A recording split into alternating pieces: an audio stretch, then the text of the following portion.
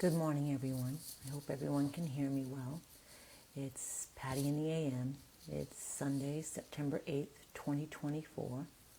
I like to say the date. That keeps me on task so that I know what day it is. So today we're going to talk about, or begin the thought of the day with Orin. I do love the messages through Orin. And sometimes Daben joins in with them, but anyways, here we go. And it goes, you do not need to change other people. You can change your reaction to them.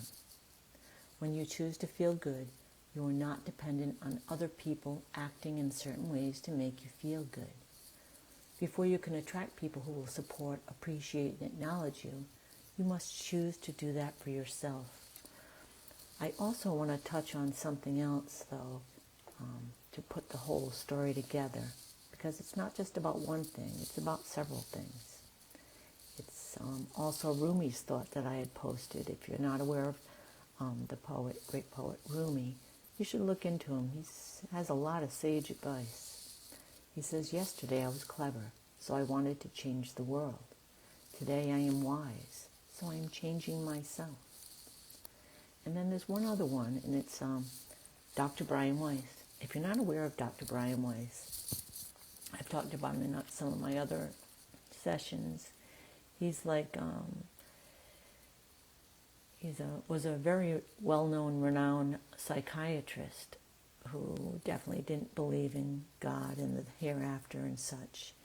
And things would change him dramatically through an experience of having one patient that made him understand that there was more. And it was all by accident. He had seen thousands of patients and, gave them different therapies with just regression, but not like a higher state kind of thing, just to the childhood. And his thought, and it's so funny because I've mentioned in other sessions I've had with Patty in the AM that if you're familiar with Dolores Cannon, they both kind of were meeting in the middle, so to speak. They both did past life regressions and began so many, many years ago, decades. So if you haven't had a chance to touch on Dr. Brian Weiss, please look him up. If anything, you will love the kindness and the gentleness in which he speaks and accepts all. So its happiness comes from within. It is not dependent on external things or other people. You can become vulnerable and can be easily hurt when your feelings of security and happiness depend on the behavior and actions of others. Never give your power to anyone else. So they're all in the same, to me, it's all coming together and trying to help us understand the same thing. It's if someone's speaking to you, whether maybe you're in a position of being an employee, and maybe you have an employer who yells a lot and always takes their frustration out on you, or maybe, who knows, maybe you're the one that yells a lot. But it's all showing us that it's our choice as to how we choose to respond or react. And sometimes we might say, if it's a relationship, or I don't know, maybe it's back to the job. Maybe you leave the relationship, or maybe you leave that job and find yourself going back. And it's not sometimes what people think it is. Some people think, oh my gosh, that fool, they went back to that job. That fool, they went back to that unhealthy diet. See, they started eating a healthy diet and they went back to the unhealthy diet, or the bad relationship that they thought was bad. That's not what it's about at all. It's about there's something more to learn. So as a lot of us these days are learning, or at least hearing the word duality, or opposites attract, it's because when we are drawing in behaviors of others, there's something for us deep to learn, something about reactions. And so digest this, if you will. Like, even in diet, how many people do we know where, it's like they know that they know that they know, which is really important because that comes into a belief. Our beliefs are very strong. If you believe with all the power in your being that eating in a pH balance of like 7.0 or 2 or 3 or 4 or somewhere around there is what's going to save your life, and you go against that, like you start eating candy and start drinking lots of alcohol and not drinking any water, or all those things that go against it, it's not so much that you're going in a bad way. You might need to learn more about it. Again, the opposites. It's just like a relationship that you might find yourself going back to. There's still more for you to discover within yourself, that duality, about why you're drawing in that kind of person to you. Because more than not, if you find that kind of duality in a relationship, whether it's your animals, or not behaving, or what you think is not behaving, or relationships, or being employed, or whatever have you may be, maybe it's just your siblings, you'll find it's something more that you're learning about, something more that you need to understand within yourself to teach you the power of not reacting. Because the only reason we react to anything is because we feel offended, or it's hurt our feelings. And if something's offended us or hurt our feelings, and we give it any energy at all, it's going to keep showing up again and again and again. And what's even worse is it gets bigger and bigger and bigger, to the point of we can no longer not see it, which sometimes it takes that to really be able to see something. It's, this life that we choose to go along is sometimes not easy, but as I sometimes remind us, I was sitting with my brother the other day, and it did come up about something about, I can't remember what it was, but it was about the ease and the hardships in life, but it was something else we were talking about. It's hard to remember from day to day because there's so many different thoughts that pass through. It's not that I'm forgetful, it's just I find the spiritual part of us doesn't need to think so much or remember everything. Things just pass right through us. But anyways, we were taught. My response was, well, that's the harmonies and frequencies of the soul journey. That's like, how boring would our music be in the ethereal if everything was just like a monotone voice, like nothing ever really happened in our life? Think on that. Like, I remember, it reminds me quickly of in high school, and of course I'm not going to say who it was, but I remember, I think it was an economics class or civics or something like that, but the gentleman was the teacher, the instructor at that time, was so, his voice, it never seemed to go up and down. It was just like a really, I don't know, it just like dragged on to me, and I would just get so sleepy. There wasn't enough to keep me going. And I find that in life, it's the same thing. I mean, there's nothing wrong with being calm and gentle and speaking that way, but if it's okay if it's designed to calm you or make you more peaceful. But anyone that's ever listened to me or joined in any of my sessions or anything like that knows that I'm not always like calm. Sometimes I'm making little jokes about things, or because I find humor in life. And I've found that when we've moved through some of the worst things that you could experience, we find humor in it almost, like, you know what I mean? Because we see the beauty in why things happen. I'm not saying it's not sad when we lose people, but we see that, oh, it was all a plan, and I've talked about in other sessions about more and more children that are coming into our world, being birthed in. The younger ones are remembering past lives. They remember choosing their parents when they entered into this world. That's just like so wild to me, because I'm sure it was around decades ago, these children, but it was hushed. And I know that if you came in as a child like me that was kind of aware and would see, people that passed on, and anything scary you would just see. And, we were hushed. We were told it's just your imagination. You know what I mean? It's nonsense. There's no such thing. And that kind of, it quiets our being. We just don't want to talk about things. And it's not even that we don't want to talk about what we're seeing. It kind of shuts us down altogether. And so eventually it's going to come out. And so it's kind of like the same things happen in life in general. And anyone who's been through some deep tragedies, not just one, I'm talking a lot of deep tragedies, it kind of feels like it's pushing us down, down, down, down, down. But I've found in each and every one of us, those who survive it, it's kind of measures to how far we will go up, up, up. And maybe you're not there yet. Maybe you're still in the tragedies, and that's okay. Maybe it's not meant in this dimension for you to emerge, but maybe in some other dimension you are. And what does it mean by dimensions?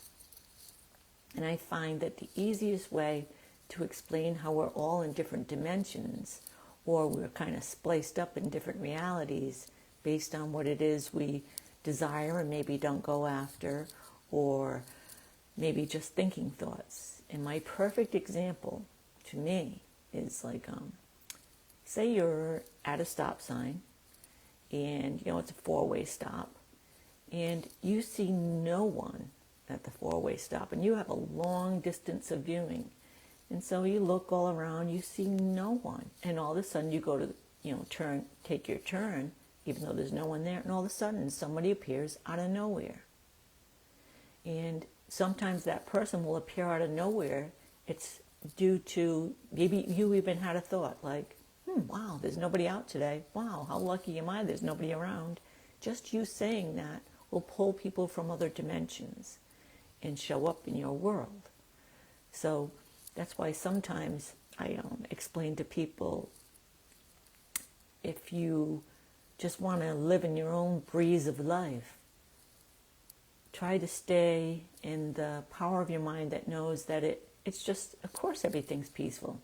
And of course I come to stop signs when there's nobody around, because that's what I create. But when we start wondering about it, or start focusing on why does this happen, or where did they come from, or they must have been speeding, oh my gosh, now you've drawn to you a treasure trove of different dimensions coming to you, of maybe those that are speeding and running up to a stop sign, and maybe even going through it, or, it's trying to teach us of the best way we can speak what we choose in life, and to speak it into our existence is we must go through opposites, duality. Because how are we ever going to know what we want until we experience the things that we don't want? I have found the challenge, though, is to pay attention to those things that we don't want and don't talk about them. Let them go. I explain to everyone what I do is I imagine, thank you, Elisa, about my hair. That puppy needs, she's saying that she loves my hair. A little bit of, anyways, but I have found that, so life is very much like teaching yourself to not speak about what you don't want. And my favorite thing to help people understand that is the story of Goldilocks and the Three Bears. And I like using that because I feel that many people are aware of that story. And if you've ever read Goldilocks and the Three Bears, she goes around trying all the different porridges and all the different beds and all the different chairs until she finds which one is right for her. And then I think she actually did fall asleep in the bed that she felt was soft and just perfect for her. But she never ever, grumbling about the other beds that are, horrible, or the other chairs that are horrible, or the other porridges are horrible, or she doesn't go on and on and on about it. She just keeps trying things. Life is very much like that. But the hard part, like I said, is finding the beauty. So I want to go back to people in general, like when we talk about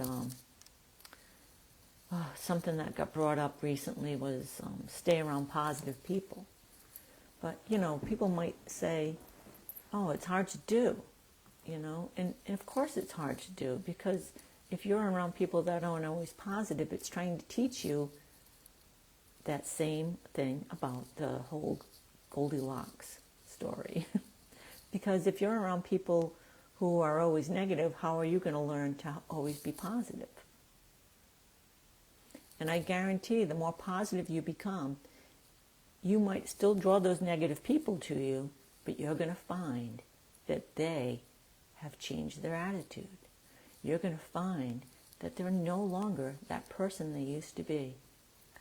And it's interesting, throughout life there are people, have you noticed that some people you might meet for a moment, a few weeks, years, whatever it might be, and all of a sudden they've disappeared from your life. And it's not that they've passed on or anything, like you just don't see them. And you might even wonder, oh, I wonder whatever happened to them. And they might have faded from your life because you've got some work to do. And then years later, maybe even like 10 years later, you might find that they show up in your life again. And you're like, wow, they've become so peaceful and so positive. They've changed so much. I can't believe it. They used to be so unhappy. And I'm here to tell you that maybe it's you that have changed. And so you've drawn to you those feelings in the other person, those aspects in the other person. Because I'm going to tell you that if you get into a feeling of peace, all that is peaceful will want to join in with you. And you'll find that those who are not peaceful will get bored with your company. They'll just kind of walk in the other room. They really won't want to be in your essence, and that's okay, because there's parts of them that can show up. And maybe it's a little bit of humor, or maybe it's the part of them that likes to go for walks, or maybe it's the part of them that likes to ride bicycles or have a cocktail, whatever it might be. But they'll just share in that one little frequency with you.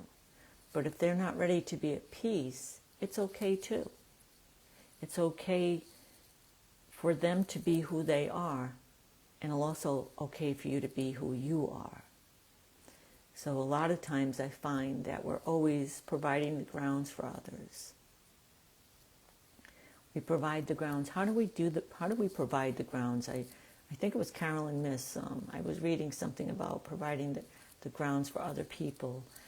And if you've ever, it's funny, someone was telling me about how they are so thankful they went to see a therapist. It was somebody, I can't remember who it was. For many, many years they went to help them through situations in life. And they were so happy they went.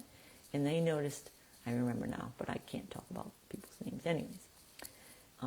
She had said that the first session, she was almost frustrated because the therapist just let her talk and talk and talk and talk and never said a word. And I said, that's a great therapist, because they're allowing you the grounds for you to heal. Most of us are very unaware of it, but our inner child is broken. What do I mean by broken? I really believe, really truly believe, that if we're here and we're still alive, we got things to work on. And so I think that our inner child, the part of us that doesn't allow ourselves to just be like a puppy dog. Think about a puppy dog. Or little Dallas here. If you ever met him, he's the sweetest little boy.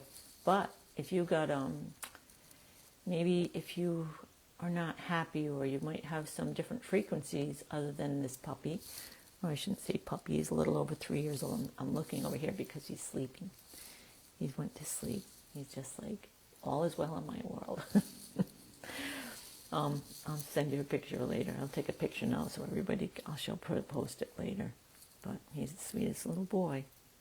But if somebody's near me and he thinks that there's anything, and it's not just my thinking, it seems to be a fact, at least at this moment. But if somebody's around that he thinks might not have my highest intention, he might bark a lot and not like you.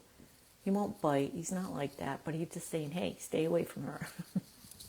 It's kind of cute because he's such a little guy.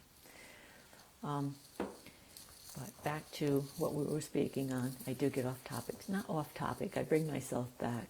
But what I was talking about, the grounds in which we can allow others. And we do this in many different ways. I remember being with a friend, and we were going to look at buying a huge piece of equipment. It was like a skidder. And I'm like, I stayed in the car, and they went out and talked to the gentleman about, how, working out the payment arrangements, about what would be, you want cash, whatever it might be. And I'm like, oh my gosh, she's been out there like 30 minutes talking to this guy. And it seemed like, and it went on and on and on. And I'm just glad I stayed in the car. But he said the guy just like talked and talked and talked and talked. But he allowed him that space to talk, because it just lets him know that about, more about that person, like letting them speak. And I'm like, well, it's interesting, I guess I could see where what I do with therapy is that I do the same. I allow people the space for them to speak. But I do, in my profession, I allow them to speak, but in time I have to reroute them, so to speak, bring them back to core. So it's kind of like, don't let them run off too far, because it's kind of like like the dog. So he can be off leash in the yard, but it's kind of like I have to be aware and not like to understand to be able to reel him back in. I have to also pay attention to what time of day it is, maybe, because if I let him out first thing in the morning and just let him off leash, that's being foolish. You know what's out first thing in the morning? Little bunny rabbits are out there, the deer, everybody's out there, and he's just like, oh my gosh, I want to go play. So then he might run into the woods, and he's got a little tracker, so it's not like that big of a deal. But it's like, it's knowing your grounds. When should we pull somebody back in? When should we let them run free? It's when to pick your arguments. It's when to, like, how many times do we just, like, get upset because someone else is upset? Maybe they're angry. Maybe they're very emotional. Maybe they're on a tangent. Someone else would call it they're waking out, or whatever the term might be.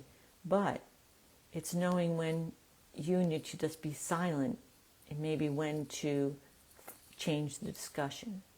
Find a way to talk about something else, because sometimes you're disrespecting yourself when you allow somebody to be enraged before you. Like, you have to find something else to meet them at. And this goes back to what I was talking about. We share different frequencies. There's a frequency that we can share with everyone. And it's finding a way to meet everyone in the middle. We've all been upset before. We've all been around angry people. We've all had a moment where we liked music, different types of music. We've all had moments of different experiences. So my suggestion, in ways to not allow others to offend you or upset you, or for you to see them as anything other than, I can't say positive, but find a neutral ground to meet on people, especially if it's someone that you meet with every day. Find something that's enjoyable to you both to speak on if you need to speak, and that's a way to center someone again. Or, think about, for me, a lot of times, excuse me, a little indigestion.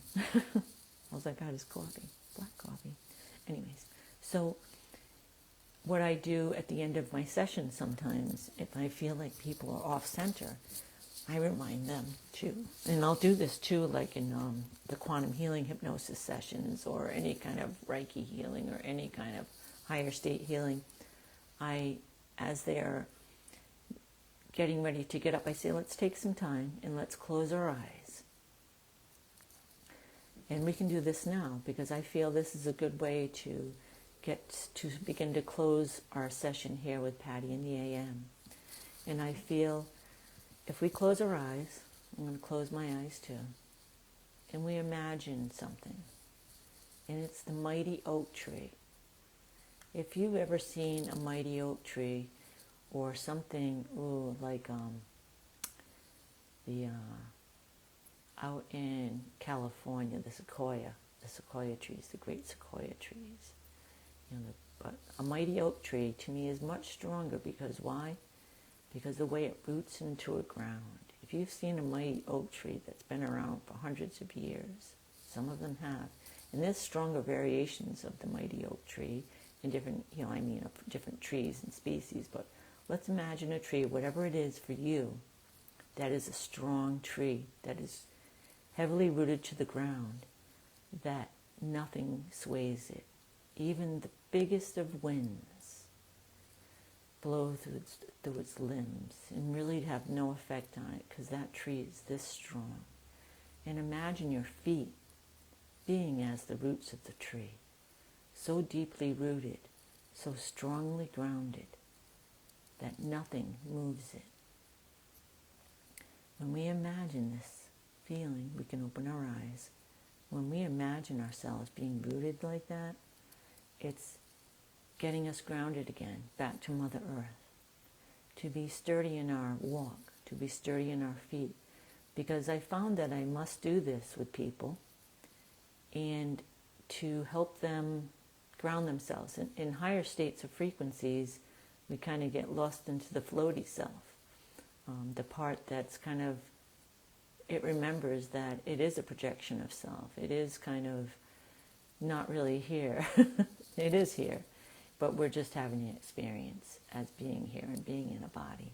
So we must root ourselves back into the belief of being so rooted into this ground, in this Mother Earth. And when we do that, we walk more sure-footed. We're not like kind of lucid and all over the place that we might feel as we come out of a healing energy, a higher frequency. So that's what I'm going to leave us with today, is the tree, the grounded tree. Because if you're ever feeling a little off by somebody else's frequencies, about anyone else's negative thoughts, about any kind of something not being positive, just imagine yourself being the tree. Imagine it being so rooted that nothing's going to sway you. It's just going to blow right through you. Even a hurricane, even though it might even make your limbs flex. And maybe that's what we need to do sometimes, is be a little flexible. And allow. But still, at the end of the night, our tree will still be standing. That's all I have for today. I love you all so very much. And it's time to go, because if you can hear Dallas, I have company this weekend. I'm just aware of that now. Good time to end. I love you. Be blessed.